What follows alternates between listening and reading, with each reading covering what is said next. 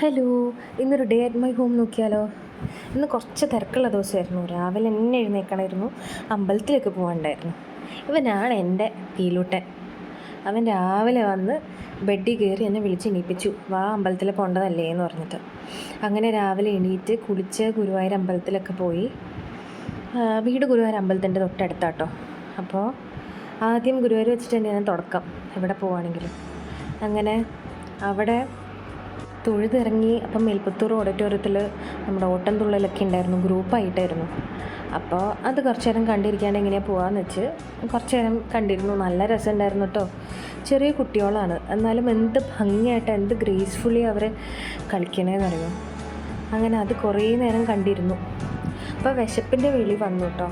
അങ്ങനെ വിശക്കാൻ തുടങ്ങിയപ്പോഴത്തേന് പതുക്കെ അവിടെ നിന്ന് എഴുന്നേറ്റ് ഫുഡ് കഴിക്കാൻ പോയി.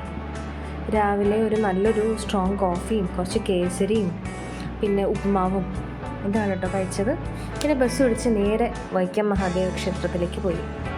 അങ്ങനെ ബസ്സിൽ നമ്മൾ തെക്കേ നട വഴി ബസ് തിരിഞ്ഞ് പോയി സ്റ്റാൻഡിൽ നിൽക്കും. ഇതാണ് അമ്പലം.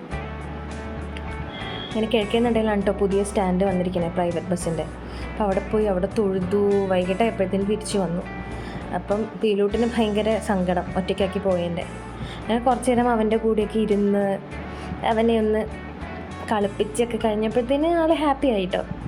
അങ്ങനെ പിന്നെ സന്ധ്യ ആയപ്പോൾ വിളക്കൊക്കെ കൊളുത്തി. പിന്നെ അച്ഛൻ്റെ അടുത്തേക്ക് ആയി അവൻ്റെ ഓട്ടം. അച്ഛനില്ലാതെ അവനൊരു കളിയില്ല. അങ്ങനെ അച്ഛൻ്റെ അടുത്ത് പോയിരുന്നു. ഞാൻ വിളിച്ചിട്ടൊന്നും വരണ്ടായിരുന്നില്ല. പിന്നെ ഞങ്ങളിത് ഡിന്നർ കഴിച്ചു. ദോശയും ചമ്മന്തിപ്പൊടിയും സാമ്പാറും ഉണ്ടായിരുന്നു കേട്ടോ. പിന്നെ ഇന്നലത്തെ പുഴുക്കും അതൊക്കെ കൂട്ടി ഭിക്ഷയിട്ട് ദോശ കഴിച്ചു. പിന്നെ നല്ല ക്ഷീണമായിരുന്നു, ബസ്സിൽ വെളുത്ത് പോയി വരണ്ടേ. പിന്നെ കിടന്നുറങ്ങി.